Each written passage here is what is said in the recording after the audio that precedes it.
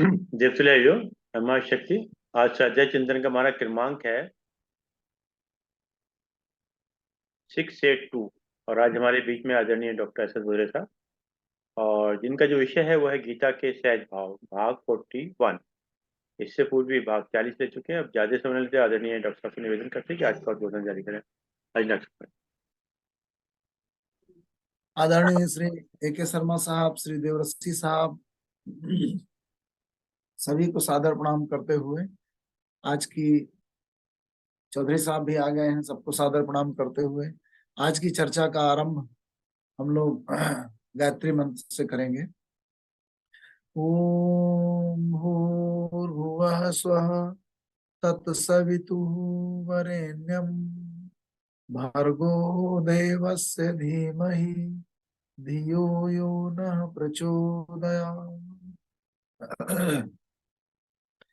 तो गीता के 15वें अध्याय का आरंभ श्री कृष्ण ने एक ऐसे संसार वृक्ष के रूप में एक रूपक उपस्थित किया है अर्जुन के सम्मुख, जिससे ये निरंतर हमेशा से आने वाली जो परंपरा है व्यक्ति की और उसकी संतति की, और उसके उपरांत पुनः उसकी आयु बढ़ती जाती है और फिर नए बच्चे का जन्म होता है। तो ये जो सनातन परंपरा चली आ रही है, ये कहाँ से आ रही है और कहाँ तक जाएगी, इस पर विकासवादियों ने बहुत डिटेल में विचार किया। तो डार्विन के समय से ऐसा विचार आया कि जो तरह तरह की स्पीसीज हैं, ओरिजिन ऑफ स्पीसीज, उन्होंने बताया कि धरती का क्रमशः, धरती में जो जीवन है उसका क्रमशः विकास हुआ हो, और ये लाखों करोड़ों सालों की जो परंपरा है उसमें जल के अंदर से ही जीव का विकास हुआ। पहले एक कोष की, फिर बहु कोष की वृक्ष आए, फिर उसके बाद दूसरे सिंपल स्पीसीज आए, और वो क्रमशः और कॉम्प्लेक्स होते हुए ऐसी कॉन्शियस ह्यूमन बीइंग तक हम लोग पहुंचे। हमारी जो इवोल्यूशन की परंपरा पहुंची कि हम आज यहाँ पर आ पहुंचे। अच्छा, ऐसी ऐसी हाइपोथेसिस प्रस्तुत की जा रही है अभी विज्ञान के द्वारा कि एक बिग बैंग हुआ होगा आरंभ में, जब ब्रह्मांड का आरंभ हुआ होगा, और उस बिग बैंग के बाद धीरे धीरे करके इंट्रॉपी बढ़ने लगी पूरे यूनिवर्स की, और जो भूमंडलीय संरचनाएं हैं, ब्रह्मांडीय संरचनाएं हैं, सेलेस्टियल बॉडीज हैं, वो धीरे धीरे फैलते हुए एक दूसरे से दूर जाने लगी, और फिर उनमें संघनन हुआ, कंडेंसेशन हुआ, और कुछ सोलर सिस्टम बने, कुछ गैलेक्सीज बनी, और फिर उन सोलर सिस्टम में तमाम सारे प्लैनेट्स में जहां जीवानुकूल परिस्थितियां मौजूद थी, वहां जीवन की उत्पत्ति। तो न केवल डार्विन के बाद से इवोल्यूशन थ्योरी ने जोर पकड़ा और जीवों की उत्पत्ति का पूरा एक हाइपोथेसिस प्रस्तुत किया गया, बल्कि ब्रह्मांड की भी उत्पत्ति का एक पूरा हाइपोथेसिस आज हम लोग सम्मुख विज्ञान ने रखा है। और उसके साथ ही साथ अब विज्ञान इस पर भी विचार करने लगा है कि न केवल एक ही ब्रह्मांड है, बल्कि मल्टीपल ऐसे यूनिवर्सेज हो सकते हैं और पैरेलल यूनिवर्सेज हो सकते हैं। ब्लैक होल्स की थ्योरी आइंस्टीन के सिद्धांत के उपरांत आई थी कि इस यूनिवर्स को बैलेंस करने के लिए जितना विजिबल सेलेस्टियल बॉडीज हैं, उतने ही इनविजिबल ऐसी एंटीबॉडीज होनी चाहिए जो उनको बैलेंस करें, और उसकी हाइपोथेसिस दी गई। और अब प्रैक्टिकल के द्वारा ऐसा प्रूव किया जा चुका है कि ब्लैक होल्स एग्जिस्ट करते हैं, और ऐसी संभावना है कि जो पैरेलल यूनिवर्सेज हो, जितना हमको अभी दिखाई दे रहा है विजिबल यूनिवर्सेज में और विजिबल बॉडीज में, सेलेस्टियल बॉडीज में, प्लैनेट्स में, उतना ही उन इनविजिबल ब्लैक होल्स के अंदर एक दूसरा ब्रह्मांड हो जो पैरेलल हो, और वहां भी इसी तरीके की प्रक्रिया हो रही है। क्योंकि अगर एक तरीके की कोई प्रोसेस दिख रही है तो उसकी कोई एंटी प्रोसेस और इसी तरीके की सिमिलर प्रोसेस जो इसको बैलेंस कर सके, वो कहीं ना कहीं होगी। और ब्रह्मांड में जब इतने तरह के, इतने ज्यादा सोलर सिस्टम्स हैं और प्लैनेट्स हैं, तो उनमें कहीं ना कहीं ऐसी लाइफ की जो कंडीशंस है वो ऐसी सिमिलर कंडीशंस जरूर मौजूद होंगी जहां पे जीवन की संभावना है। उस पर तरह तरह से विचार चल रहा है। अब जो मौलिक प्रश्न वैज्ञानिकों के सम्मुख आता है वो ये है कि जो जीवन का, जहां से ब्रह्मांड की उत्पत्ति हुई, बिग बैंग हुआ, उसके पहले क्या था। ऐसी संभावना बहुत कुछ हो सकती है कि पहले भी इसी तरीके का एक एक्सपेंशन का प्रोसेस, बिकॉज ब्रह्मांड यूनिवर्स सिमेट्रिक है।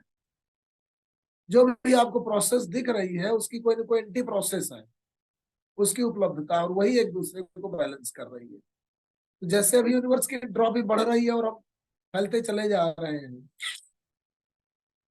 तो इस प्रोसेस को बैलेंस करने के लिए इसकी एंटी प्रोसेस होगी कि हो सकता है ब्रह्मांड कुछ समय के बाद सिकुड़ना शुरू करे।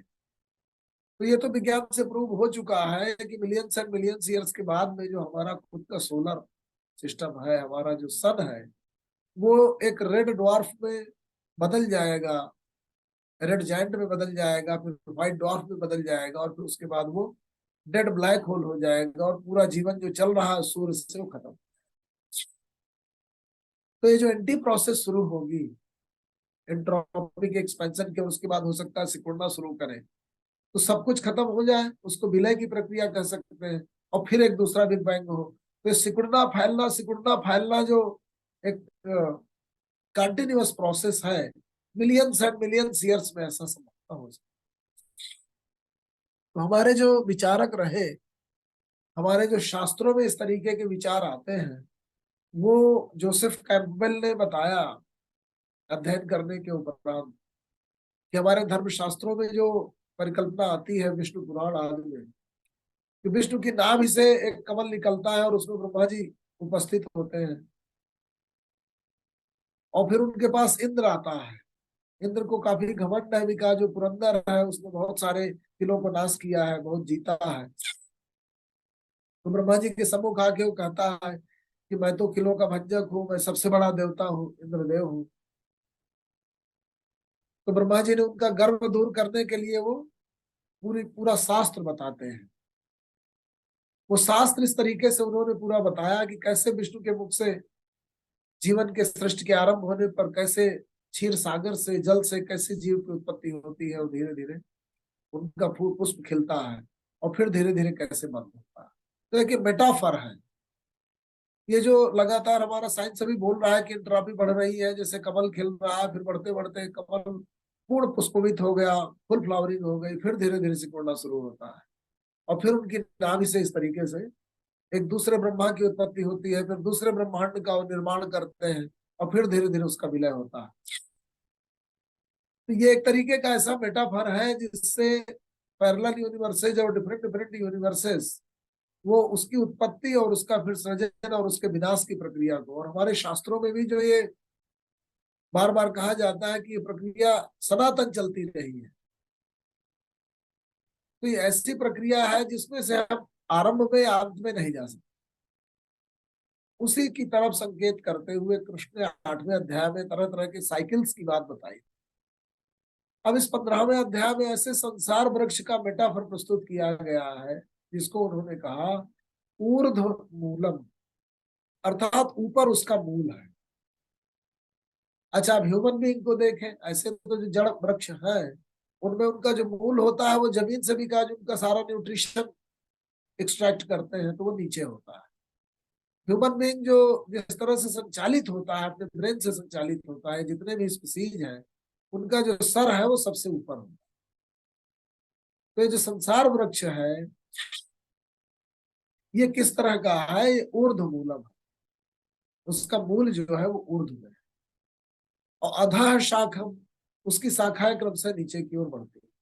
अर्थात हमारे मनुष्य जगत में हम लोग तरह तरह के जो कार्यों की, तरह तरह के डीड्स की, वर्क्स की, कर्मों की, एक्शंस की जो उत्पत्ति करते हैं, उसकी उत्पत्ति जो है वो मनुष्य के मस्तिष्क से होती है। इसलिए इसको ऊर्ध्वमूलम कहा। ऊर्ध्वमूलम अधः शाखम, उसकी शाखाएं नीचे की ओर फैली हुई। ये अश्वत्थ है, ऐसा वृक्ष है, ऐसे पीपल के वृक्ष से मेटाफर प्रस्तुत किया गया संसार का। संसार अर्थात मनुष्य जगत या पूरा जीव जगत।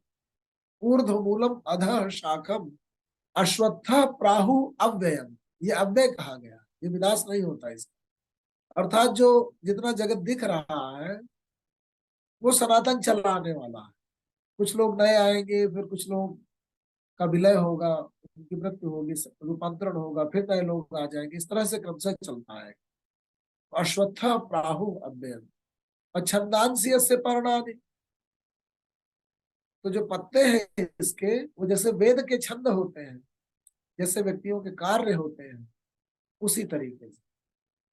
एक दूसरा मेटाफर इसका ये है कि जो हमारी वैदिक परंपरा रही वो कर्म कांडों पर, कार्यों पर, तरह तरह के एक्शंस पर, रिचुअल्स पर आधारित, और जो औपनिषदिक परंपरा आई वो उसके विकास के उपरांत ज्ञानात्मक हो गई। उसने उसकी फिलॉसफी को प्रकृति से, तमाम तरह की प्राकृतिक शक्तियों से, तरह तरह के फल उनको एक्सट्रैक्ट कर, उत्पन्न कर, और वो फल लेने के उपरांत लोगों को लगा कि ये तो निरंतर हम किसी न किसी और दूसरी वासना, दूसरी आकांक्षा, दूसरे कर्म के पीछे भाग करके और पुनः उसके परिणामों की ओर भागते हैं, ये तो लगातार चलती रहेगी, इसको हम समझे क्या है। तो हमारे विचारकों ने, मुनियों ने, ऋषियों ने बैठ करके उसका, उसकी फिलॉसफी, उसका उसका दर्शन प्रस्तुत किया। विचार, आकांक्षा, इच्छा, वासना, यही सब कर्मों की उत्पत्ति करते हैं। तो कर्मों की उत्पत्ति कहाँ से होती है? उनकी इच्छा की, उसकी फल की प्राप्ति की, उसकी प्लानिंग, सब कुछ मस्तिष्क से होती है, इसीलिए ऊर्ध्वमूलम कहा। और छंदांसी अस्य परिणामी, और जो तरह तरह के छंद बोले गए हैं, तरह तरह के कार्य करने, कर्म कांडों के लिए जो हम प्लान करते हैं और आगे बढ़ते हैं, वो इस संसार वृक्ष के पत्तों की तरह है, वो अंतिम परिणाम विचार के परिणाम। तो ऊर्ध्वमूलम अधः शाखम अश्वत्थ प्राहु अव्ययम छंदांसी अस्य पर्णानि यह तम वेद सवेद। जो ये जानता है कि जो कर्म है, जो पत्तों के रूप में आपको दिखाई दे रहे हैं, वो विचारों से उद्भूत होकर वहीं से पोषण लेकर के निकले। आधा है च ऊर्ध्वम प्रसृता तस्य शाखा। अब ये जो वृक्ष है अश्वत्थ का, उसके नीचे से ऊपर तक सर्वत्र इसकी शाखाएं फैली हुई। गुण प्रवृद्धा विषय प्रवाह। अब ये जो तीनों गुण है 17 स्तंभ, यही जो है ये प्रवाल के रूप में, छोटी छोटी कहानियों के रूप में विषय को उत्पन्न करते हैं। गुण जो है 17 और तम गुण, वो जब इंटरेक्ट करते हैं सेंसेस के ऑब्जेक्ट से, ऑब्जेक्ट्स ऑफ सेंसेस से, विषय से, तो इन टहनियों की उत्पत्ति होती है, फिर वही शाखाएं बनते हैं और फिर कर्म रूप में उन्हीं से पत्ते बन जाते हैं। तो अधः च ऊर्ध्वम प्रसृता तस्य शाखा, बड़ी बड़ी शाखाएं चारों तरफ फैली है। तरह तरह के प्रोजेक्ट हम लोग कर रहे हैं, उनमें भाग ले रहे हैं, का सृजन कर रहे हैं। तरह तरह के ऑर्गेनाइजेशन हमने बना रखे हैं, तरह तरह के ग्रुप बना रखे हैं, तरह तरह की क्रियाएं हमने अपने हाथ में ले रखी है। बड़ा कॉम्प्लेक्स सा मैकेनिज्म क्रिएट कर रखा है, पॉलिटिकल, सोशल, इकोनॉमिक, और फिर उसी सोसाइटी में हम सब लोग एग्जिस्ट कर रहे हैं। उसी को इन्होंने कहा अधः च ऊर्ध्वम प्रसृता शाखा गुण प्रवृद्धा विषय प्रवाला। ये गुण से पोषित हो करके और विषय रूपी जो ब्रांचेज हैं, छोटी टहनियां आती है, फिर बड़ी ब्रांचेज बन जाती है। अधः च मूलानि अनुसंततानि, और अंदर जो है मूल गए हुए हैं, जो दिखते नहीं है पृथ्वी के अंदर, वो जैसे आने वाली भविष्य की हमारी अगली पीढ़ियां हैं। अधः च मूलानि अनुसंततानि कर्मानुबंध मनुष्य लोक, इस मनुष्य लोक में इस तरह के कर्मानुबंध क्रिएट हो रहे हैं। तो कर्मों के अनुबंध क्या क्रिएट हो रहे हैं? आपने एक कार्य किया, कोई प्रोजेक्ट उठाया, फिर उसका परिणाम आएगा, फिर उससे दूसरा कर्म का सृजन होगा। तो इस तरह से निरंतर जो है विचार से लेकर के उसके क्रिया रूप में उतरने तक और विभिन्न गुणों के विविध विषयों से टकराने पर उत्पन्न होने वाले परिणामों तक और उनसे उत्पन्न होने वाली तमाम कहानियों तक और उनके विकसित होकर के शाखाएं बन जाने तक, उनके तरह तरह के कर्म रूपी पत्तों के निकलने तक, ये जो भी पूरी कॉम्प्लेक्स प्रोसेस है, ये इस मनुष्य लोक में कर्मानुबंधों का सृजन करती है। ये इस पूरे जो श्लोक है दोनों उनका निहितार्थ। न रूपम अस्ति तथा उपलब्धते। अब ये जो अश्वत्थ वृक्ष है, जो कर्म वृक्ष है, संसार वृक्ष है, इसका स्वरूप जो है आसानी से उपलब्ध नहीं है। जब हम विचार करने बैठते हैं कि हम किस किस तरह के किन किन शाखाओं में गुजर आते हैं, सुबह से इधर चले, इस शाखा में चले गए, फिर उस शाखा में चले गए, शाखा मृग की तरह इधर उधर मोंगली बने फिरते रहते हैं। कोर्ट जाते हैं, कचेरी जाते हैं, ऑफिस जाते हैं, घर जाते हैं, नातेदारी रिश्तेदारी, मोंगली बने फिर रहे हैं चारों तरफ, पता ही नहीं पा रहा ये पत्ता वो पत्ता, ये गुलर खाया इधर गए। तो न रूपम अस्ति तथा उपलब्धते, नाम तो न च आदि न च संप्रतिष्ठा। ये कहाँ से शुरू हुआ, कहाँ अंत हो रहा है और इसकी प्रतिष्ठा अर्थात मध्य भाग कहाँ है, कुछ नहीं पता। न रूपम अस्ति तथा उपलब्धते, नान्तो न च आदि न च संप्रतिष्ठा, अश्वत्थम एनम सुविरूढ़ मूलम, अशंग शस्त्रेण दृढ़ेन चित्वा। ये जो सुविरूढ़ मूल है, अर्थात बहुत गहराई से इसने जड़ें पकड़ा रखी है हर एक व्यक्ति पर, उसको असंग रूपी शस्त्र से दृढ़ता पूर्वक उससे हम अलग हो सकते। और जो संग उत्पन्न हो रहा है उससे असंग उत्पन्न कर, असंग से विराग उत्पन्न मानसिक रूप से। देखिए गीता में सारी चीजें पकड़ लिया उन्होंने कि सारे कर्मों का सृजन जो पत्तियां दिख रही है वो मस्तिष्क से है, विचार से है। तो जो विलगाव भी होगा, जो असंग भी होगा, वो विचार से ही आएगा। विचार से ही जिन चीजों का सृजन हो रहा है, विचार से ही विलगाव होगा। तो अगर आप रूट में पहुंच जाते हैं, देखिए हम लोग शुरू से ही देखते आए हैं, समस्या के रूट में पहुंचकर ही उसको कहाँ से न्यूट्रिशन मिल रहा है, कहाँ से उस समस्या की परिपुष्टि हो रही है, तभी हम जान पाते हैं। तो इसी तरह से कर्मों की उत्पत्ति के रूट में जब तक हम नहीं जाएंगे तो हम उससे असंग नहीं उत्पन्न कर पाएंगे। असंग जहां से संग उत्पन्न हुआ, जहां से विचार आया, जहां से कर्म की उत्पत्ति हुई, उसके रूट में जाए। अभी तक विचार के रूट में बार बार, मस्तिष्क के रूट में बार बार, भावों के रूट में बार बार जाने की बात गीता करती रही है। हम लोगों ने दूसरा अध्याय देखा, तीसरा देखा, इंद्रियां किस तरह से रिएक्ट करती हैं, एक्ट करती हैं, उसकी पूरी मैकेनिज्म को, डायनेमिक्स को समझा जाए। अहम किस तरह से, बुद्धि और तर्कशीलता किस तरह से, प्रज्ञा किस तरह से, भाव किस तरह से, कहाँ से उद्भूत हो रहे हैं, उनको समझने की बात थी। अब हम कर्मों को और उसकी उत्पत्ति को समझने के लिए यहाँ पे हम विचार कर रहे हैं कि उसमें कैसे जाया जाए और उसके ओरिजिन को कैसे समझा जाए।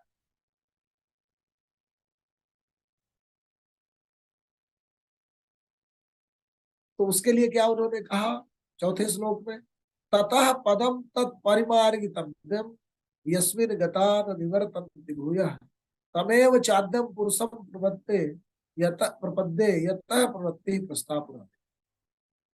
तो पहले उन्होंने कहा न रूपम अस्ति तथा उपलभ्यते, न तो न चादि न च संप्रतिष्ठा, स्वत्थमेनं सुविरूढ़ मूलम असंग शस्त्रेण दृढ़ेन छित्त्वा। असंग रूपी शस्त्र से ही इसको अच्छी तरह से, इससे आप मुक्त हो सकते हैं। कैसे कैसे असंग उत्पन्न हो भाई, क्या किया जाए? उसमें उन्होंने कहा ततः पदम तत्परिमार्गितम, उस पद में जाया जाए। पद क्या? स्थिति में जाया जाए, उस मानसिक स्थिति में, उस स्टेट ऑफ माइंड में जाया जाए। तो जो परम की जो स्थिति है वो एक किसी पद में है, मानसिक स्थिति में है। इसीलिए 14वें अध्याय में कहा गया था कि उसकी साधारणता प्राप्त की जाती है। परम की, परम फिजिकली नहीं मिलता, उस स्टेट ऑफ माइंड में आप आते हैं, उसकी साधर्मिता आप प्राप्त करते हैं। तो वही साधर्मिता यहाँ पे ततः पदम तत्परिमार्गितव्य, उस स्टेट में आकर के और उस मार्ग में चलने का प्रयास हो आपकी तरफ से। अब वो क्या मार्ग है? ततः पदम तत्परिमार्गितव्यम यस्मिन गता न निवर्तन्ति भूय, जिसमें जाकर के फिर से ना हम इसी स्टेट में लौट आए कि कर्मों में बंधने लगे, क्योंकि हम बार बार प्रयास करते हैं कि इससे मुक्त हो जाए, फिर उसी में गिर जाते हैं, फिर मुक्त होने का प्रयास करते हैं, फिर गिर जाते हैं। ततः पदम तत्परिमार्गितव्यम यस्मिन गता न निवर्तन्ति भूय तमेव चाद्यम पुरुषम प्रपद्ये, मैं उस आदि पुरुष तक जाना चाहता हूँ। पुरुष मतलब चिंतन, मतलब विचार, मतलब चेतना शक्ति।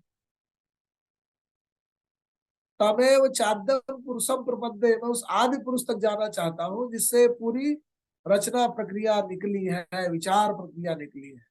तमेव चाद्यम पुरुषम प्रपद्ये यतः प्रवृत्ति प्रस्ताव पूरा, जिससे ये हमारी पुरातन जो परंपरा है प्रवृत्ति की, एंगेज होने की, प्रवृत्त होने की, मैं उसके पास तक जाऊं, उसका विचार करूं। तमेव चाद्यम पुरुषम प्रपद्ये यतः प्रवृत्ति प्रस्ताव पुरानी, पुरातन समय से जहां से ये एंगेज होने की, प्रवृत्त होने की, कार्य में संलग्न होने की, इन्वॉल्व होने की प्रक्रिया शुरू हुई है, मैं वहां जाऊं, अर्थात विचार के रूट में जाऊं, या जहां से पूरी सृष्टि आरंभ हुई होगी कर्मों की, वहां पर जाऊं और देखूं कैसे विचार उद्भूत हो रहे हैं, कैसे विचार प्रवृत्त हो रहे हैं, उनको पकड़ूं, उनका चिंतन करूं। कहाँ से निकल रहा है विचार भाई, कहाँ से निकल रहा है भाव, कहाँ से आकांक्षा निकल रही है। तो यही सूत्र है। जब आप बैठे अपने चिंतन में, तो आप यही विचारें कहाँ से कर्म सृजित हो रहा है, कहाँ से विचार सृजित हो रहा है, और फिर उसे पकड़े और फिर वहां से उसका आसंग जो है उससे मुक्त होने की कोशिश करें। उसके लिए कहा निर्माण मोहा जित संग दोषा अध्यात्म नित्या विनिवृत्त कामा द्वंद्वैः मुक्ता दुख सुख संज्ञैः गच्छन्ति अमूढ़ा पदम अव्ययम तत्। निमान मोहा, जो मान,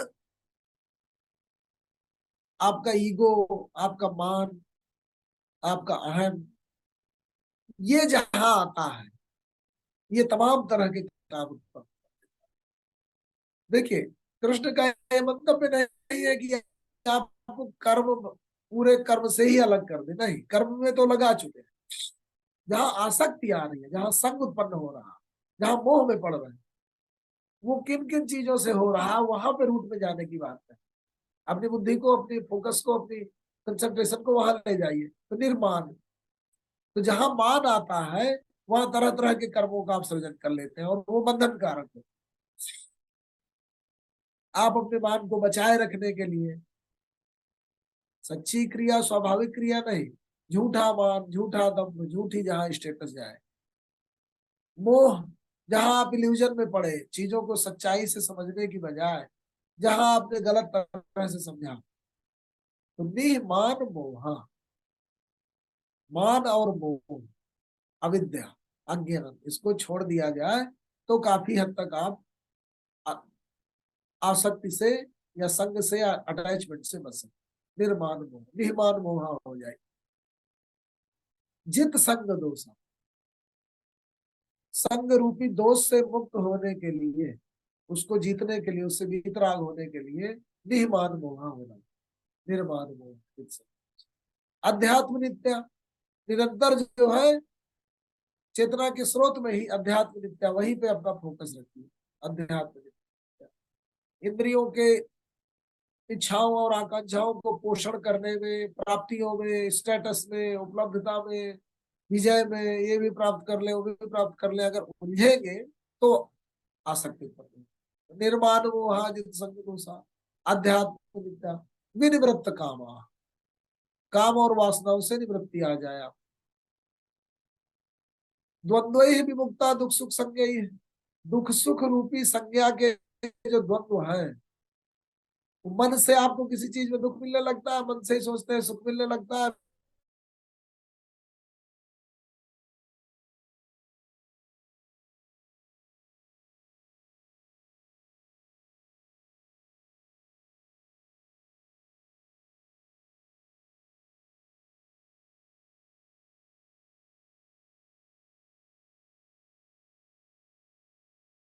इन पे कोई चीज कहीं इंद्रियों के पीछे भगने लगे, तो ये जो तरह तरह के गोल पोस्ट आपके आ जाते हैं। और आजकल तो तरह तरह के ऐसे विचारक है, तरह तरह की पुस्तकें हैं जो नेवर गेट डिफीटेड और अचीव एवरीथिंग, और दुनिया भर का जो आपके सामने रख दिया जाता है, वो तरह तरह के बंधन की सृष्टि। तो निर्माण मोह जित संग दोषा अध्यात्म नित्या विनिवृत्त कामा द्वंद्व ही विमुक्ता दुख सुख संज्ञ गच्छन्ति अमूढ़ा पदम अव्ययम्। जो विचारवान व्यक्ति मूढ़ न हो, गच्छन्ति अमूढ़ा पदम अव्ययम् तत्, ऐसा पद जो है प्राप्त कर लेते हैं, वही अव्यय पद है, वो नष्ट नहीं। वहां पर एक बार अगर आप पहुंच गए और समझ लिया, तो जो आसक्ति उत्पन्न करने वाले विचार हैं और फिर उससे उत्पन्न होने वाले जो कर्म है, उनसे आपको, ये इसकी जो है वैचारिक और दार्शनिक पृष्ठभूमि। और ये जो संसार रूपी कर्म वृक्ष का सृजन हुआ है और ये जो बढ़ा है, ये हर व्यक्ति के साथ है, किसी तरीके का एक अश्वत्थ वृक्ष लगा हुआ है। हर व्यक्ति के लिए एक अलग अलग पीपल इसी तरीके का है, हजारों पीपल है इस तरीके के, हजारों अश्वत्थ हैं। और संसार रूपी कर्म वृक्ष अपने आप में बड़ा ही कॉम्प्लेक्स है। तो वही है ना कि शाखाएं प्रशाखाएं निकलती गई, फिर धरती में दूसरी जटा गई तो दूसरा कर्म वृक्ष हो गया, फिर तीसरी गई तीसरा कर्म वृक्ष हो गया। ये जो कॉम्प्लेक्स स्ट्रक्चर बना हुआ है, उससे मुक्ति पाने का यही तरीका। अब कहते हैं जब तुम अव्यय पद में आ जाओगे, ऐसे स्टेट ऑफ माइंड में आ जाओगे जिससे नीचे गिरना संभव नहीं है, वो कैसा होता है, वो मेरी स्थिति कैसी है। न तद्भासयते सूर्यो न शशांको न पावकः यद गत्वा न निवर्तन्ते तद्धाम परमम्। मेरा वो परम धाम इस तरीके का है कि न तो वो सूर्य से प्रकाशित होता है, न तद्भासयते सूर्यो,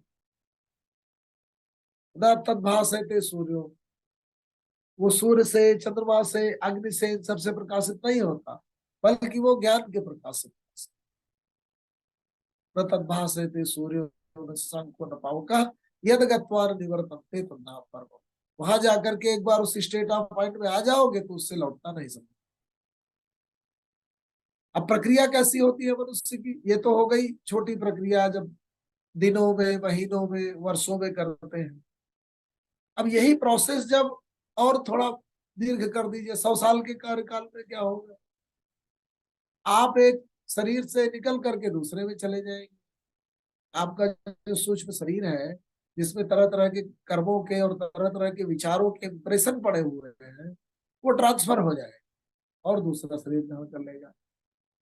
या हो सकता है ना भी ग्रहण करे कुछ, उसके लिए क्या उन्होंने कहा, क्योंकि देखिए जब कृष्ण कोई बात कहेंगे तो वो माइक्रो लेवल पे भी है, माइक्रो लेवल पे भी लागू होगी। वो ऐसी बात नहीं कोई कहेंगे जो एक जगह में सही हो दूसरी जगह में सही ना हो।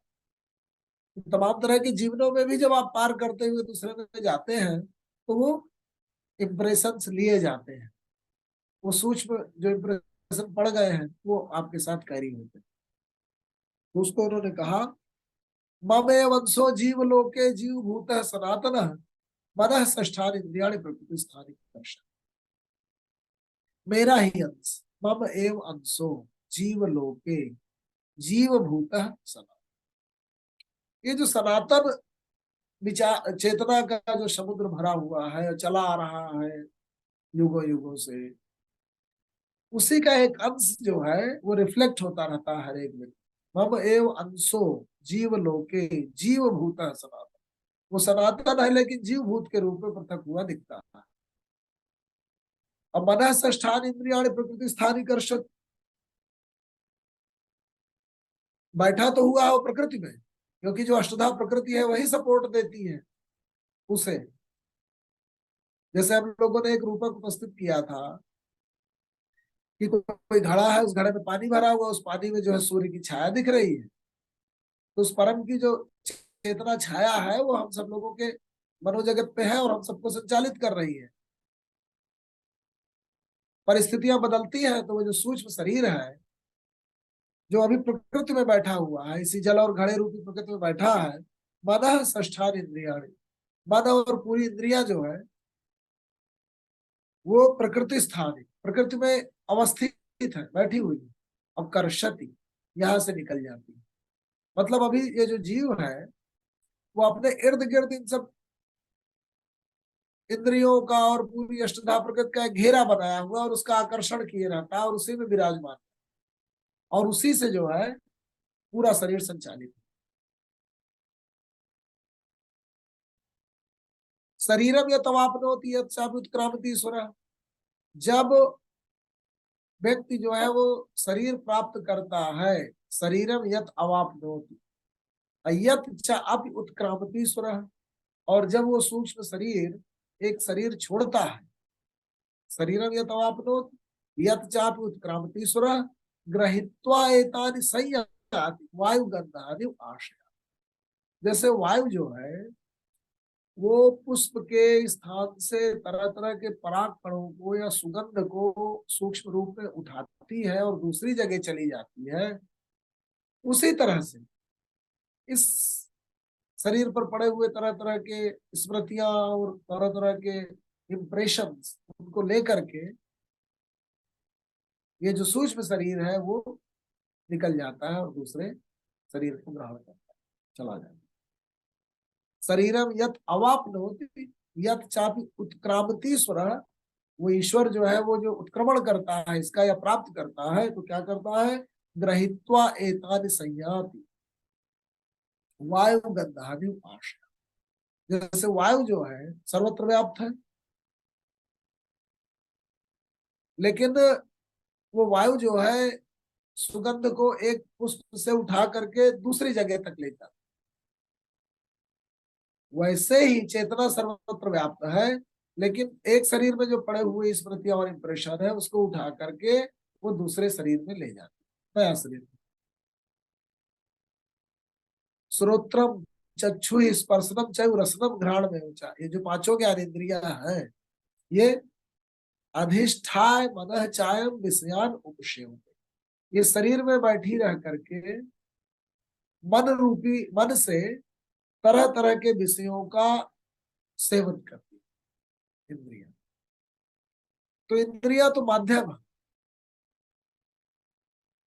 भोक्ता जो है इंद्रिया उन सबका जो दिखती है वो इंटरेक्ट करती है विषयों से, और उससे रिलेटेड जो भी आनंद है या उससे रिलेटेड जो दुख है सुख है जो भी प्रभाव है वो हम अपनी चेतना से ग्रहण, तो जहां से आप प्रभावों को ग्रहण करते हैं वहीं से आप उन प्रभावों से मुक्त।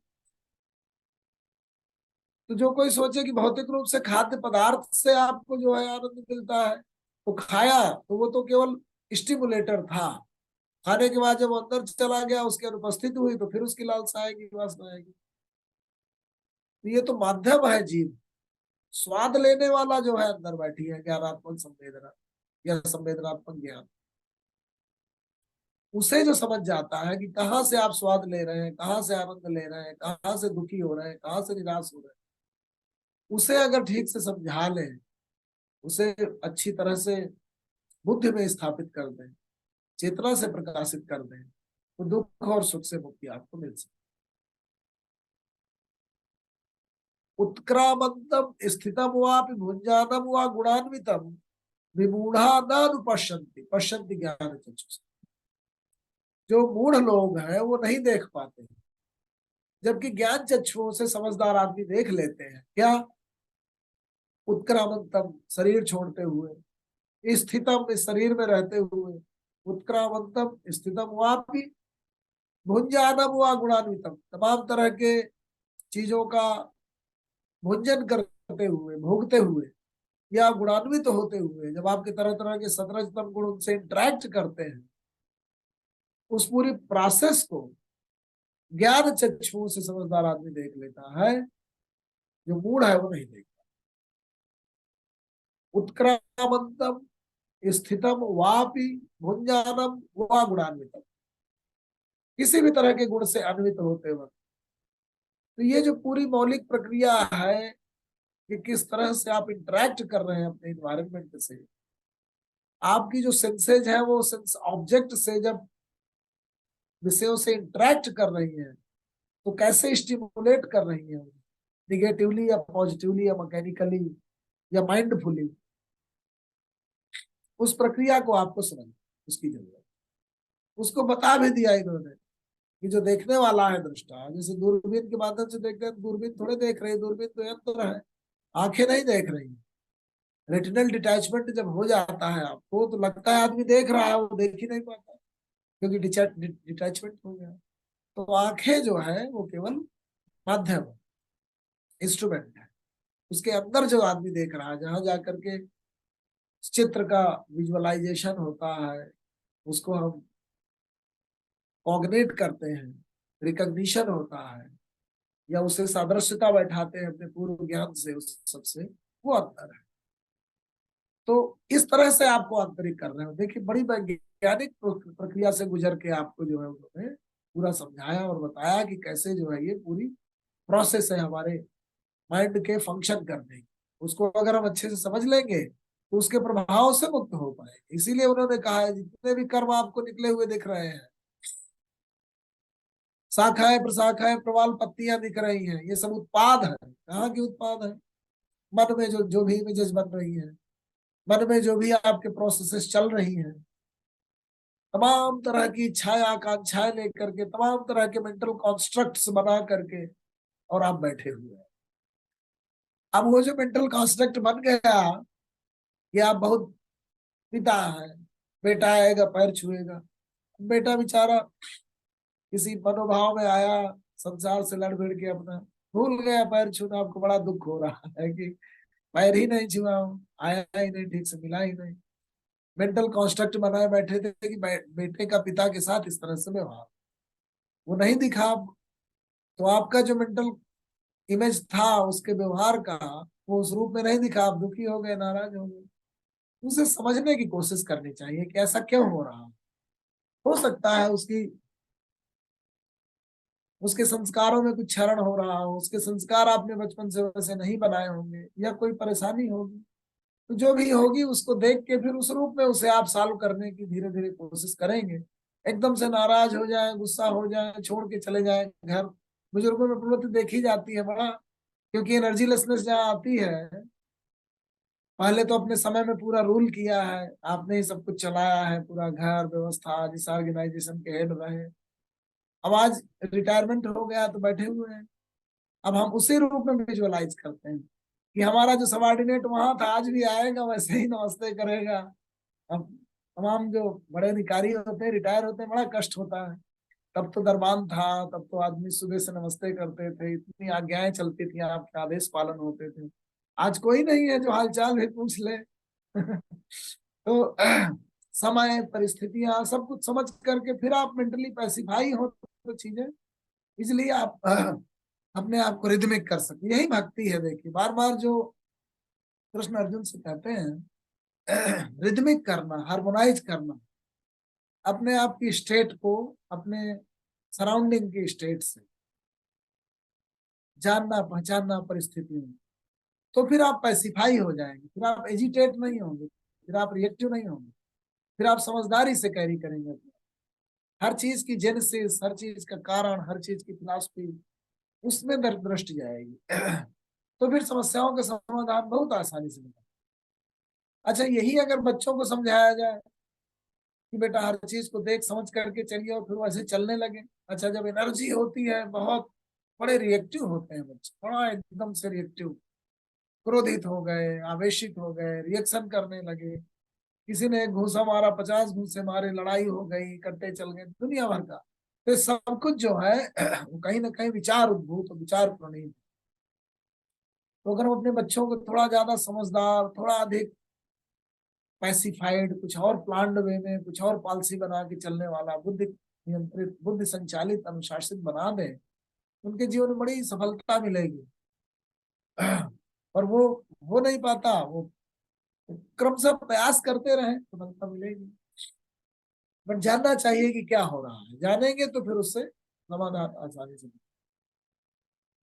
यतंतो योगिनः चैनम पश्यन्ति आत्मनि अवस्थितम्, यतंतो अकृतात्मानो नैनम पश्यन्ति अचेतसः।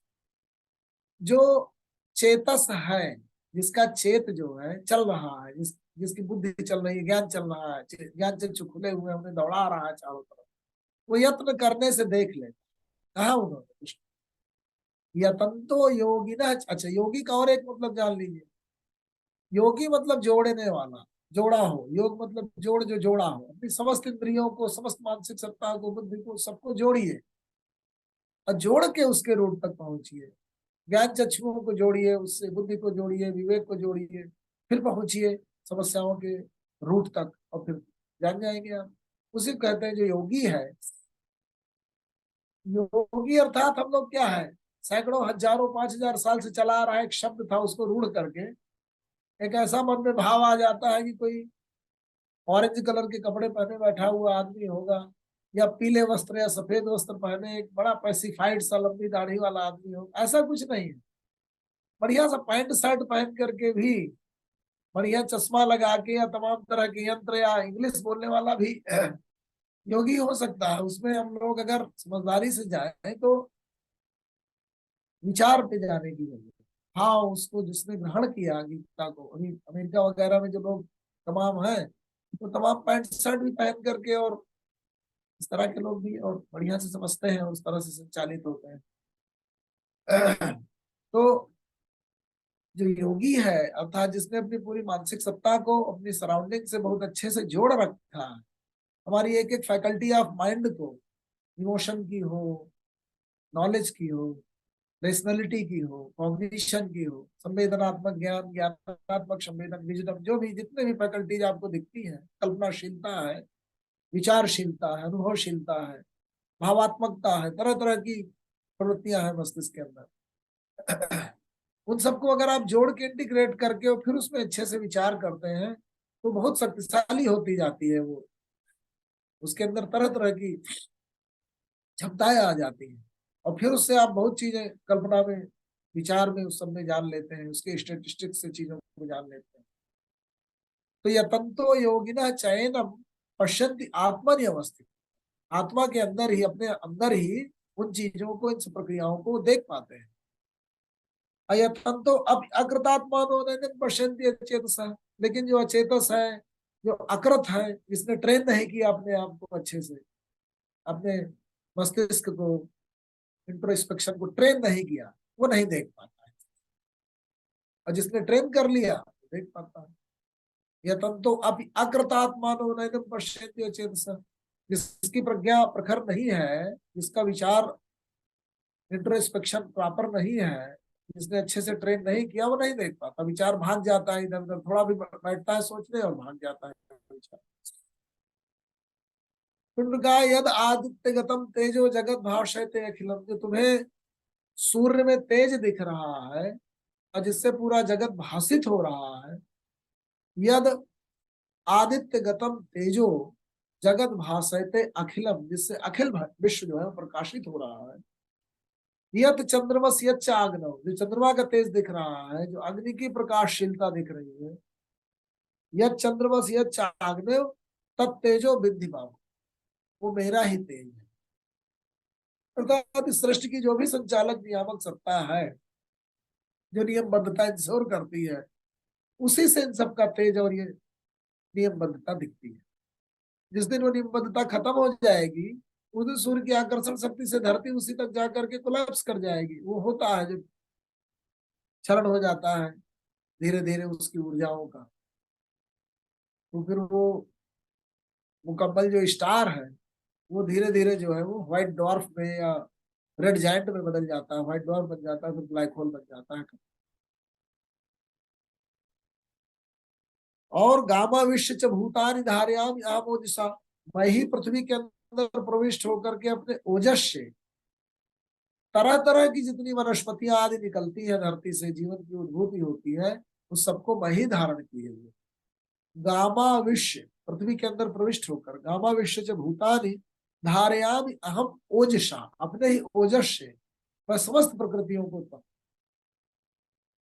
अब देखिए मिट्टी में ऐसे गुण है, मार्सियन मूवी देखिए, अब वो गया हुआ है मार्स में, कुछ मिट्टी ले गया हुआ, जीवन से जीवन की उत्पत्ति कैसे हो रही है। अब उसको छोड़ दिया जो है, मैट डेमन को छूट गया अकेला मार्स में, बाकी लेकर के चले आते हैं। अब वहां पे बनाया हुआ होता है कि इन्होंने अपना एक लेबोरेटरी, उसमें ऑक्सीजन है। अब वो सोचता है कि कैसे उगाया जाए, मेरे खाने के लिए तो बहुत कम दिन के लिए खाना है, मैं नहीं जा पाया धरती में, तो मुझे जीना है। तो वो खुद ही से जो है एक्सक्रेटा उसका जो निकलता है, उससे और पदार्थों को मिक्स करता है, और उसमें आलू बोता है और फिर निकल आती है, फिर और बढ़ता, बढ़ाते बढ़ाते पूरा एक जो है आलू का और बाकी वनस्पतियों का पूरा उसने खेत बना दिया, और फिर निकलने लगा, फिर ऑक्सीजन की उत्पत्ति करने लगा। तो वो जो जीव से जीव की उत्पत्ति इस तरह से, उसी को उन्होंने कहा गामा विश्व च भूतानि धारयामि अहम ओजसा पुष्णामि चौषधि सर्वा सोमो भूत्वा वर्षा। वही जितनी वनस्पतियां दिखती हैं उसमें चंद्रमा से अमृत जो बरसता है, कहते हैं अमृत धारा बरस रही है, और उससे तरह तरह की वनस्पतियां निकल रही है। वो साइकिल है। सूर्य का अगर तेज लगे रात में, दिन में, तो रात्रि में चंद्रमा की शीतलता चाहिए, अर्थात वो साइकिल चाहिए। वो साइकिल और उपयुक्त परिस्थितियां नहीं मिलेंगी तो पौधा सूख जाएगा। इसी तरह से जल चक्र चाहिए, नाइट्रोजन चक्र चाहिए, तरह तरह से जो वनस्पतियां चलती हैं। अहम वैश्वानरो भूत्वा प्राणिनाम देहम आश्रित, मैं ही हर एक स्पीसी के पेट में जठराग्नि बनकर, वैश्वानर बन करके अन्न को पचाता हूँ। अहम वैश्वानरो भूत्वा प्राणिनाम देहम आश्रित और प्राणापान समायुक्त पचामि अन्नम चतुर्विध। मैं ही प्राण और अपान वायु बन करके चार तरह से समस्त अन्नों को पचाता हूँ। तो पूरी वैज्ञानिक प्रोसेस तो आप जानते हैं, आप ऑक्सीजन लेते हैं, इंटेक करते हैं, फिर ऑक्सीजन ब्लड के थ्रू, हीमोग्लोबिन के थ्रू हर एक सेल तक जाती है। फिर हर एक सेल में जो है वो जो भी न्यूट्रिशन आप लेते हैं वो ब्रेक होता है, उससे माइटोकॉन्ड्रिया के थ्रू एनर्जी निकलती है, वही एनर्जी आपको पोषित करती है, बढ़ाती है। तो प्राणायाम में जब आप आयाम बढ़ाते हैं अपनी सांस का, और ऑक्सीजन का कंटेंट बढ़ता है, और हर एक सेल तक, आंखों की सेल तक, कानों की सेल तक, जीभ की सेल तक, अंदर के हर एक जो ऑर्गन है, किडनी, हर जगह जब वो प्रॉपर ऑक्सीजन पहुंचती है तो उसमें पुष्टि आती है, बल आता है। तो प्राणायाम में क्या करते हैं, और अधिक सांस लेते हैं, और जो कहते हैं लैक्स एंड लैक्स आप जो वैक्यूल्स हैं आपके लंग्स के, वो सक्रिय हो जाते हैं। ऐसे तो निष्क्रिय पड़े रहते हैं, जब आप सांस लेते हैं तो मुश्किल से थाउजेंड्स में अपने वैक्यूल्स का और जो लंग्स के आपके जो छोटे छोटे एयर सैक्स है उनका यूज करते हैं। तो उसमें जब आप आयाम बढ़ा दीजिए, ज्यादा देर तक खींचिए, और फिर ज्यादा देर तक धीरे धीरे छोड़िए, फिर ज्यादा देर तक खींचिए, तो वो जो आपके एयर सैक्स है वो सब एनर्जाइज हो जाते हैं, एक्टिव हो जाते हैं। और फिर ब्लड के थ्रू जो भी हीमोग्लोबिन जाता है, ऑक्सीजन जाती है हर एक सेल तक, वो और अधिक बढ़ जाती है। आपके चेहरे में चमक आ जाएगी, आपकी आंखों की रोशनी आ जाएगी, आपकी किडनी एक्टिव हो जाएगी, आपका माइंड ब्रेन ज्यादा एक्टिव हो जाए। तो वो जो पूरी प्रक्रिया है आयाम बढ़ाने की, प्राणायाम की, प्राण का आयाम बढ़ाना है बस। और फिर जैसी आदत डाल लेंगे, शरीर को जैसे ट्रेन करेंगे, फिर वैसा ही होता जाएगा। तो माइंडफुल होकर के जब आप सांस भी लें तो उसका आयाम बढ़ाएं। ऐसे ही अपने कंसंट्रेशन का आयाम जब बढ़ाए, बच्चे या बुजुर्ग जो भी हैं, नित्य प्रति लगभग 10 मिनट 15 मिनट तो थॉटलेस हो जाइए। एक वो भी प्रोसेस है जिससे आपकी इमोशंस है और आपकी तमाम सारी फैकल्टीज, और भी हमारी केवल जो विचार फैकल्टी है उसी को स्टिमुलेट किए रहते हैं, और उसमें जो है इतना बंध जाते हैं कि वो चिंतन जो है चिंता बन जाती है, बस परेशान होते हैं इमेजिनरी चिंताओं में बंधे हुए, ये होता तो ऐसे होता, फिर वही सीक्वेंस सीक्वेंस सीक्वेंस, एक से दूसरा, दूसरे से तीसरा, तो चिंतन हमारा चिंता बन जा रहा है। अच्छा, हम ही इमेजिनरी प्रॉब्लम्स और समस्याएं खड़ी करेंगे, फिर उसी इमेजिनरी समस्याओं से हम ही प्रभावित होंगे, अरे फिर उसी से डर लगने लगेगा, डर जाएंगे। तो इस तरह से अपने ही मेंटल कॉन्स्ट्रक्ट के हम जाल में फंसते जाते हैं। तो वही प्रक्रिया बताते हैं कि कुछ देर तक थॉटलेस होइए, वो रिलैक्स होंगे, कल्पनाशीलता को, दूसरे संवेदनों को जगह मिलेगी माइंड में, वो भी स्ट्रांग होंगे। तो इस तरह की योगिक क्रियाएं कराते हैं, माइंडफुलनेस की, इमोशंस फुलनेस की, एकदम थॉटलेस हो जाने की। तो प्राणायाम, चित्तायाम, सूर्य प्रणाम, तरह तरह की प्रक्रिया, सूर्य प्रणाम, तरह तरह की मसल्स आपकी ज्यादा स्ट्रांग होती हैं। व्यायाम, शरीर में जो है ऑसिलेट कराते हैं आप अपनी तमाम ऑर्गन्स को, एनर्जाइज और एक्टिवेट करते हैं। तो वही चित्तायाम, प्राणायाम, व्यायाम, सूर्य प्रणाम, ये सारी जो है अष्टांग योग की जो प्रक्रिया है हमारे शास्त्रों में, यम नियम आसन प्राणायाम प्रत्याहार धारणा ध्यान समाधि से गुजरते हुए आप अपने समाधि की अवस्था में योगी बन जाते हैं, आप जोड़ देते हैं सारे फैकल्टीज को। तो वो कौन संचालित करता है? वही कृष्ण ने कहा, मेरी नियमबद्धता और मेरी चेतना ही, मेरा रित ही उसे संभाले हुए है। सर्वस्व चाहम हृदय सन्निविष्ट हो, मैं सभी के हृदय के अंदर बैठा हूँ, निविष्ट हूँ। ईश्वर सर्वभूतानाम हृदय से अर्जुन तिष्ठति, वहां भी बोले थे कि हृदय के अंदर है, वही यहाँ भी बोलना है, सर्वस्व चाहम हृदय सन्निविष्ट हो, हृदय के अंदर सन्निविष्ट होकर मत्ता है स्मृति ज्ञानम अपूर्णम चा, मैं ही स्मृति हूँ, मैं ही ज्ञान हूँ, और मैं ही स्मृतिहीनता हूँ, अपोहन। अब इन कंसेप्ट पे बाद में विचार करेंगे। अपोहन का बड़ा स्ट्रॉन्ग विचार आता है जब आप योग करते हैं। तो जैसे आप चेतना जो है आपकी ज्यादा चेतस एक्टिव होकर के विचार युक्त होता है, वैसे ही विचार विहीनता की स्थिति अपोहन का है। बौद्धों में इसका बड़ा कंसेप्ट है विपासना। तो सर्वस्व चाहम हृदय सन्निविष्टो मत्ता स्मृति ज्ञानम अपोहनम, मैं ही स्मृति हूँ, मैं ही ज्ञान हूँ, मैं ही अपोहन हूँ। और वेद ही च सर्वहि अहमे वेद्यो, जितनी भी जानकारी है, वेद माने ज्ञान, और वेद उसी को ज्ञान हमारे ऋषि ने कर दिया। सारे ऋषि दृष्टा अपना ज्ञान इकट्ठे करते गए, संकलित कर गए। तो वेद जो है एक डायनेमिक प्रोसेस थी, वेद कोई स्थिर नहीं थे, उसमें हर एक दृष्टा ऋषि अपना भाव जोड़ता जाता था। इस तरह से हमारे ग्रंथ बढ़ते गए, फिर उसको हमने हमारे कंठ से चलते आए श्रुतियों के माध्यम से। फिर उतने नहीं चल पाए, अब स्मृति कम हो गई, लोगों को टाइम ही नहीं है, तो उतनी स्मृति नहीं बची। पहले लाखों लाख शुक्ल यजुर्वेद, कृष्ण यजुर्वेद, उनकी परंपराएं चलती थी, दक्षिण की परंपरा अलग, उत्तर की अलग, पढ़ाते हैं। जो बस 10,000 रह गए हैं, उतने भी याद करने में बड़ी मुश्किल होती है। 10,000, 700 नहीं याद कर पाते हैं। तो स्मृति बहुत घटती जा रही है, मेमोरी, कंसंट्रेशन स्पेस घटता जा रहा है। नहीं तो पहले जब कंठों से चली आई परंपरा लाखों लाख हजारों सालों तक, तो उसपे बहुत स्मृति थी स्ट्रॉन्ग। तो वेद ही च सर्व ही हमें वेद, जो तमाम वेदों से मैं ही जानने योग्य हूँ, और वेदांत कृत, मैं ही वेदांत का रचयिता हूँ, सारे उपनिषदों का। और वेद विदेव चाह, मैं ही वेद वेदता हूँ।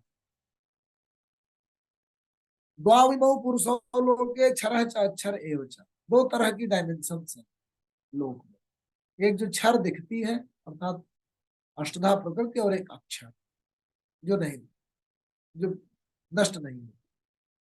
दो तरह की डायमेंशन है, विमाएं हैं इस लोक में। एक जो नष्ट नहीं होती, स्थिर नियम, और एक जो भी दिख रहा है नष्ट प्राय हो जाए, परिवर्तित हो जाए।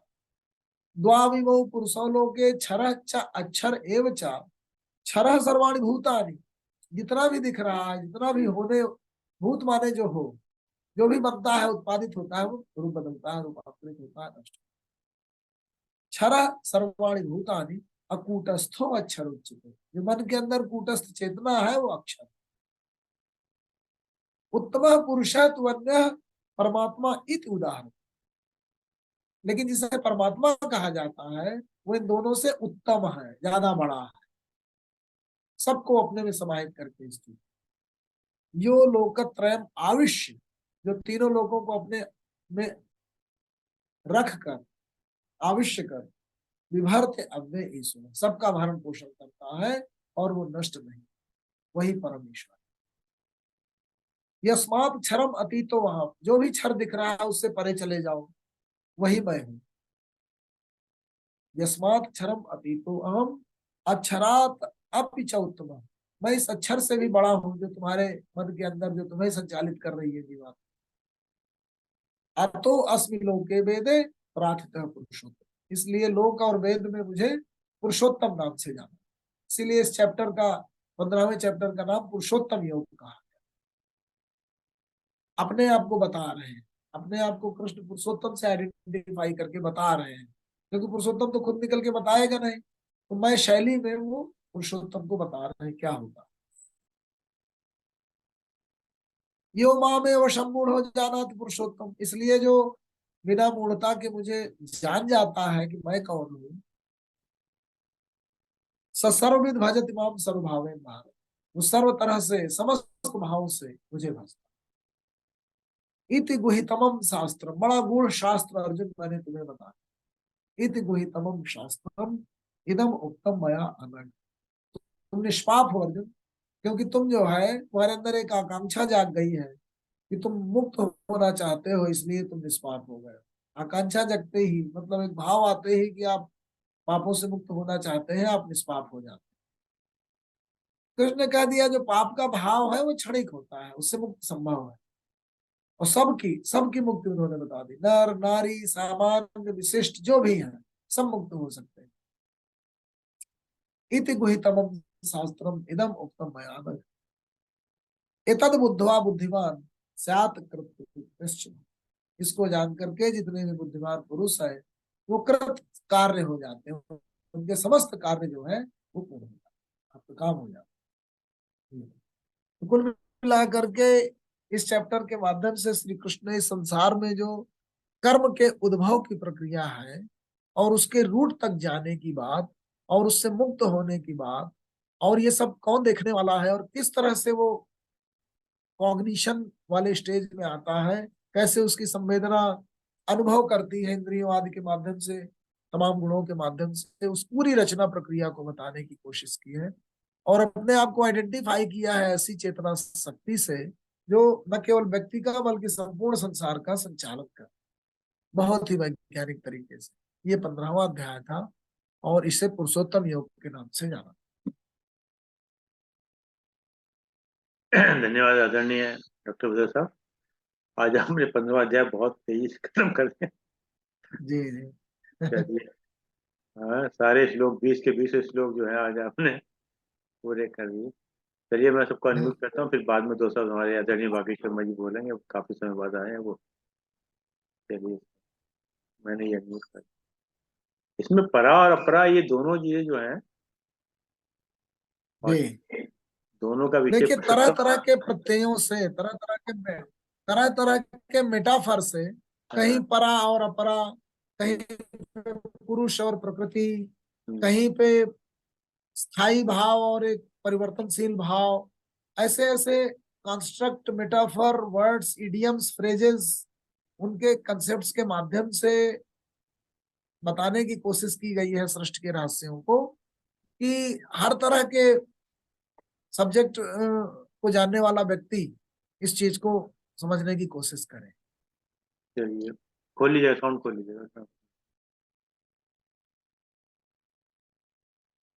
इसको पुरुषोत्तम योग जो बदला गया, इसमें भगवान ने अपने विषय में वाला पुरुषोत्तम जो आपने कहा इसका। ये एक्चुअली कृष्ण ने बता दिया बार बार, क्या है ना कि कोई ऐसी शैली नहीं है जिससे परमात्मा आकर के अपने आप को बताए कि क्या चीज है, क्या प्रक्रिया है। तो ये कृष्ण तो निमित्त है, इसीलिए विभूति योग में उन्होंने कहा कि इस रूप में, इस रूप में, इस रूप में, हर रूप में, जहां भी आप चाहे देख लें। तो ज्ञान का निदर्शन जो है वो कैसे करें, कैसे बताएं, तो इस शैली में बता रहे हैं। ये एक डिफरेंट शैली है जो अमूमन दिखती नहीं है आपको। जैसे कहानी में तो एक आपको कहानीकार है, फिर उसके पात्र है, वो बता रहा है। अब यहाँ इसमें पे जो परम परम चेतना है उसका साक्षात्कार करने वाला, उस ज्ञान को जानने वाला, वो एक शैली है जो लोग कंफ्यूज कर जाते हैं। बार बार कृष्ण बोलते हैं कि मैं ये शरीर में जो कृष्ण दिख रहा है मैं वो नहीं हूँ, मैं दूसरे उसको रिप्रेजेंट कर रहा हूँ, भाव को, परम भाव को, वो मैं अपने माध्यम से बोल के बता दे रहा हूँ। कृष्ण कल है, आज चला गया, शरीर उसका छूट गया, पर वो जो विचार है, जो कृष्ण तत्व है, जो कृष्णत्व है, जिसको कहते हैं निजम,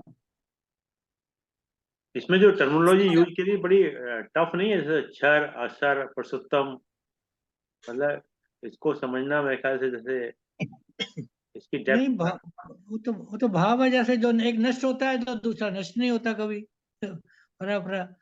तो इसमें आज आज के अध्याय में एक बड़ा बढ़िया आपने जो जगह जगह सिमलियां दी है, जैसे पेड़ की जो जड़ों की जी सिमली दी है, ये बहुत ही एक साधारण मनुष्य को भी समझ आ जाती है, ये अटैचमेंट है जी सारी जड़ें। यही समझ में और आती है। दूसरा वो ज्ञान ज्ञान चक्षुओं से जो देखा जा सकता है, ये एक बड़ी एक छोटी सी बात है, लेकिन सब सब इसका सारांश सब कुछ का यही है कि जो आप अनुभव कर रहे हैं सब ज्ञान चक्षुओं से है, और इंद्रियां तो माध्यम है। और ये सारी जो इतना कॉम्प्लेक्स सिचुएशन समझाई है, ये वैज्ञानिक है। सबसे बड़ी बात ये है, ये एक बहुत है, ये कोई आप मतलब किसी कंप्यूटर में भी डाल दो तो वो उसको बोलेगा बिल्कुल सही है। ये ऐसी चीजें दिखाई हैं कि प्लस माइनस ये है, ये कर करा के, ये मतलब ये नहीं कि ये को उलझन है, ये बिल्कुल क्लियर कट वैज्ञानिक है। और योगी कौन है ये भी आपने बहुत बढ़िया बताया है। थॉटलेस प्रोसेस बहुत है, बहुत कमाल की बात है। मुक्ति का भाव भी आ जाना बहुत है। तो थोड़ा सा कॉम्प्लेक्स का आज का ये 15वां अध्याय चाहे सिंपल है, लेकिन एक बड़ी कॉम्प्लेक्स प्रोसेस है। वो आपने जैसे पहले ही बोला है, कॉम्प्लेक्स प्रोसेस ऑफ मनुष्य लोग, यही है। तो जिस थोड़ा सा समय इसमें शायद जिस समय कृष्ण ने बताया होगा, उस समय शायद इस तरह से जो शिक्षा पद्धति आज एनाटॉमी, ह्यूमन एनाटॉमी और सारा पूरा चिकित्सा शास्त्र और मनोविज्ञान शास्त्र विकसित हो गया, शायद वो नहीं रहा होगा, तो उन्होंने वो सब देख करके उसको अर्जुन को इस शैली में और इस रूप में उन्होंने उस चीज को बताया। ये कारण हो सकता है उस समय का। क्योंकि क्योंकि हम लोग जानते हुए भी समझते हुए भी प्रेशर, आज प्रेशर आया दिमाग पे भी, थोड़ा सा हुआ भी है इसको समझने का, थोड़ा सा अब्जॉर्व करने के लिए थोड़ा सा वो आया है, वो थोड़ा सा प्रेशर पड़ा सिस्टम पे। नहीं, इसमें इसमें कुछ दो तीन आयामों से एक दो और चर्चाएं होंगी। वो अभी 15वें अध्याय पे और विचार कर लिया जाएगा कि इस तरह से इसको क्यों कहा गया, क्यों। अभी नहीं, कंप्लीट इसमें न जैसे परा समझा जाए अपरा इसको, पे जो अभी है तो ना, मैंने बस जो पूरा। मेन फोकस परा अपरा पे किया गया ना, तो अपरा परा का जो जी थोड़ा सा जानकारी और विशेष मिल गया। वो वैसे अब देवऋषि साहब ने ऐसा। बागी जी का पूरा काम हल कर दिया, बागी जी को क्या बोल। नहीं नहीं, बागी जी बहुत कुछ बोलेंगे आज, बिल्कुल बागी जी नोट भी कर नहीं रहे नहीं थे। नहीं, आप बिल्कुल सर देवऋषि जी मैं बिल्कुल बिल्कुल। सही कह रहे हैं, भाई साहब ने सही आज का जो उद्बोधन मैंने पूरा सुना, काफी हद तक जो आपकी लाइफ स्टाइल रही है, आपने जो मैनेजमेंट किया है, आप जो वर्कमैनशिप रही है आपकी, आज जिस तरह से रहा है, काफी फोकस आज का ना डॉक्टर साहब का उसी के ऊपर था। और मैं बाद में कह रहा था मन कि आज जो है देवऋषि जी इसको बहुत अच्छे ढंग से समझा सकते हैं, कैसे काम लेना है, किस तरह से काम लेना है, क्या इंटरप्रेन्योरशिप होती है। काफी हद तक क्यों डॉक्टर साहब, काफी हद तक फोकस इस चैप्टर का उस पे था। जी और जी एक जो रूट कॉज एनालिसिस की बात ये कही डॉक्टर बहुत साहब ने, बहुत बहुत बिल्कुल रूट रूट कॉज का कॉज बहुत है। एनालिसिस, बिल्कुल और बिल्कुल रूट बिल्कुल। कॉज एनालिसिस ये करके सारी बातें देवऋषि जी बहुत अच्छे से एक्सप्लेन भी कर सकते थे, लेकिन आप वो सारा कह रहे हैं। मुझे तो लगता है आपको यदि ओवर हेड ट्रांसमिशन हो रहा है तो हमारे लिए तो बिल्कुल हेलमेट ही है हमारे लिए तो। नहीं नहीं है क्लियर, बिल्कुल क्लियर है, लेकिन इसको ऐसे क्या अपने जीवन में आचरण में उसको समझ के सारा अनुभव है, कोई ऐसी चीज नहीं है जिसका अनुभव नहीं है। लेकिन फिर भी एक मन उद्गत होता है ये सुन के, यस यस यही है, यही है, यही है, यही है भी जो बता रहे हैं बस। Yes yes. जैसे मैं एक छोटी सी उदाहरण देता हूँ। मैं 1968 में ऑटोबायोग्राफी ऑफ योगी पढ़ी थी। जब मैंने पहली बार पढ़ी 1968, आप बताइए आज इस बात को 58 53 ईयर्स हो चुके हैं। तो उस टाइम मुझे हुआ था, वाह वाह वाह, यही है, यस यस, बिल्कुल अच्छा लगा ये जान के भी, यस ये सत्य है। तो ऐसे ही आज जैसे बताया, ये लगा बिल्कुल भाई, ये है, यही चीज है, यही चीज है। तो आप तो सत्य बता रहे हैं ना, यही यही है जो दर्शनीय होता, यही तो ज्ञान के चक्षुओं से देखना है। तो आपने बिल्कुल उसकी ऐसी व्याख्या दे दी है। मैं कई बार बाकी प्रवचनों में भी बोलता था कि जिस तरह डॉक्टर साहब बताते हैं, जैसे क्लासरूम में एक बार एक लेसन पढ़ा दिया तो शिष्य को दोबारा एग्जाम के लिए भी वो चैप्टर पढ़ना नहीं पड़ता, वो उसके अंदर चला गया, बस अब एग्जाम में आया तो उसको उत्तर दे देगा उसका।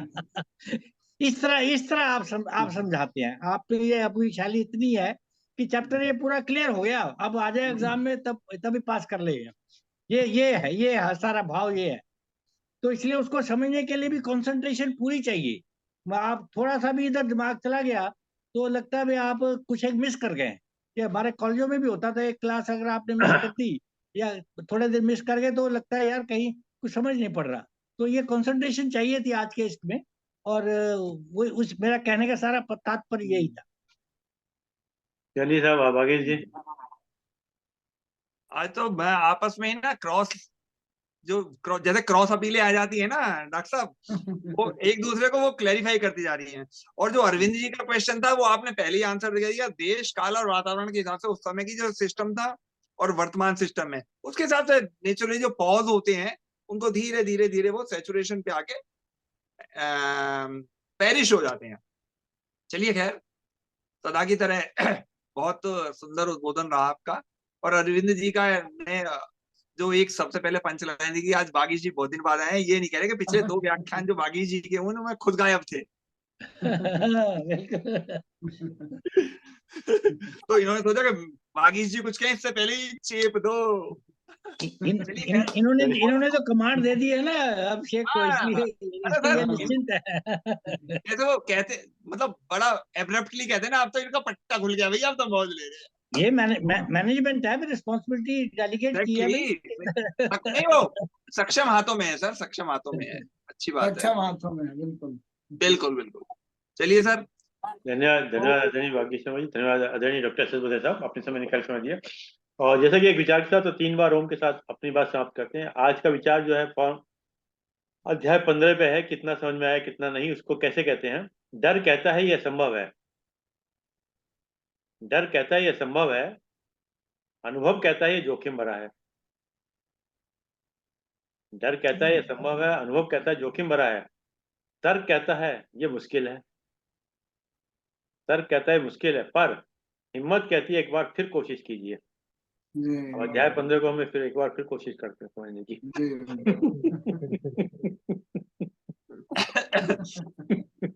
वो तो जब आप इसे एडिट करने के लिए सुनेंगे ना सारा क्लियर हो जाएगा। चलिए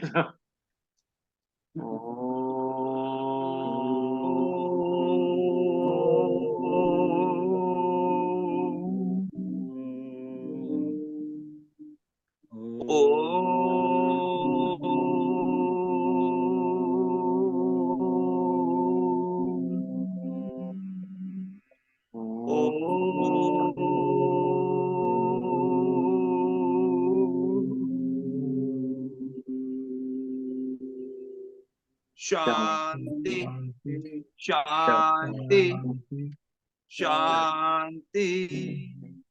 ओ सभी को प्रणाम। प्रणाम प्रणाम।